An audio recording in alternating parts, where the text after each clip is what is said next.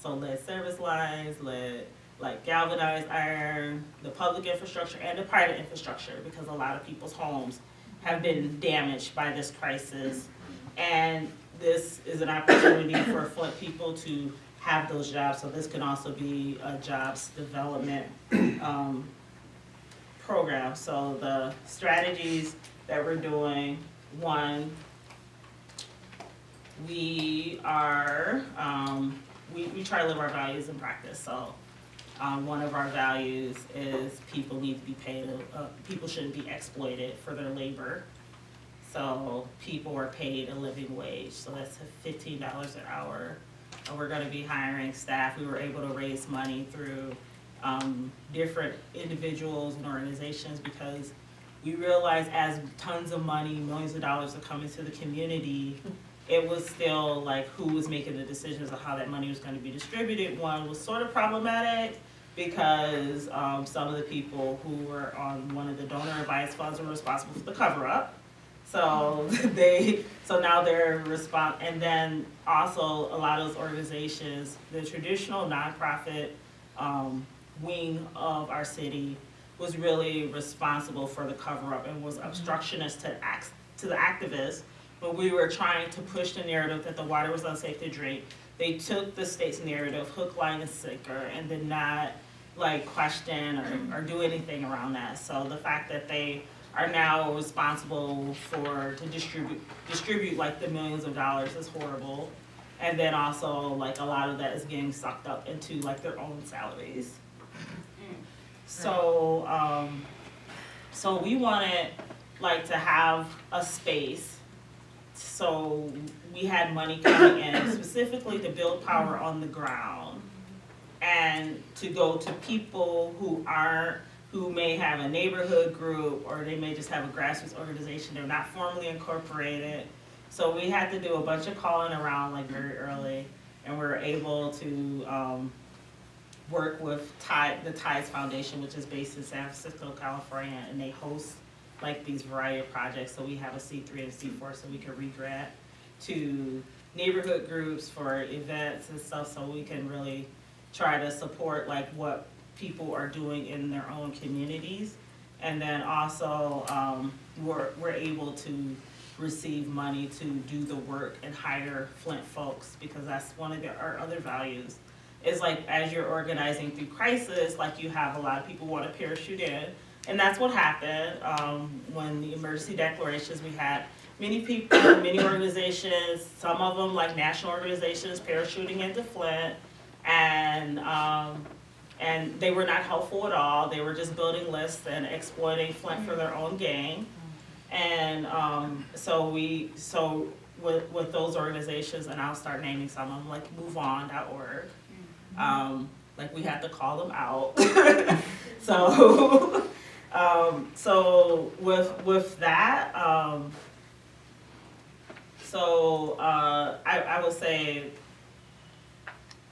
one of the other things that we're doing is we're building power on the ground. So like as we hire like the canvassers, they're going door to door, because this has been a very dynamic crisis. This is different from like other crises that have happened, because like, you know, like with a lot of the police involved shootings, like there's an inciting incident and then you have organizing around that. And what makes Flint unique and different is people organize themselves because there was like a lot of issues pre the emergency declarations. So people were organizing themselves. There were a lot of people who you would think would be trusted voices that were against us. And so they were suppressing the narrative that the water was safe to drink. And so afterwards, like they're still trying to, this kind of, as I was thinking about this, I love the musical Hamilton.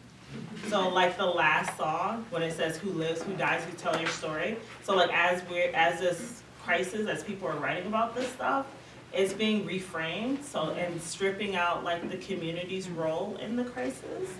And another thing about this crisis is like the organizers are all women.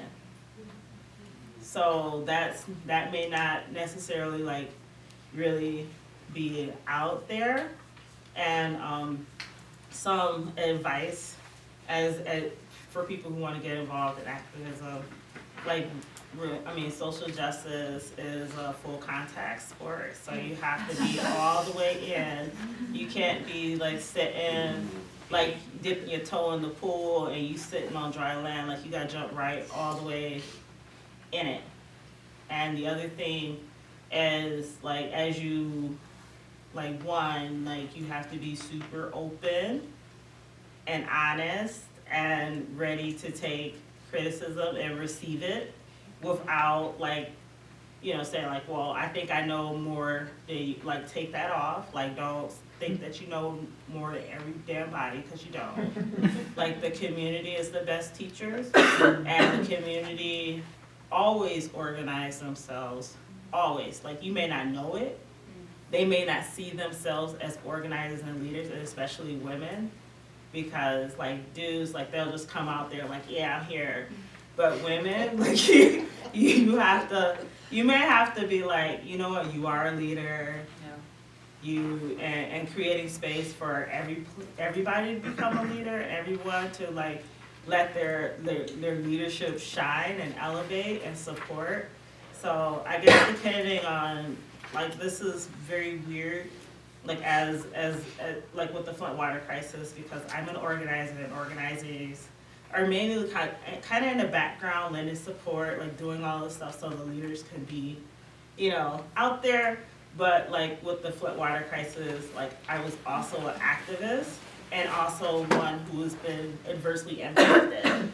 So one of the things that has been, like, as the months have progressed, like, really dealing with trauma and having that as an embedded narrative, like, as you're organizing, because that's something I would not have thought of, like, I would say, like, even like 5 or 6 months ago, because I just thought, like, trauma, like, people were just like, yeah, I believe a narrative and now I'm angry. But no, like, as you're canvassing and talking to people, like, they may have symptoms, they may have been adversely impacted, and you may realize that those are your symptoms. And you have, like, trauma feeding trauma, so, like, responding to trauma and really creating a space for that. And then also, like, as we're planning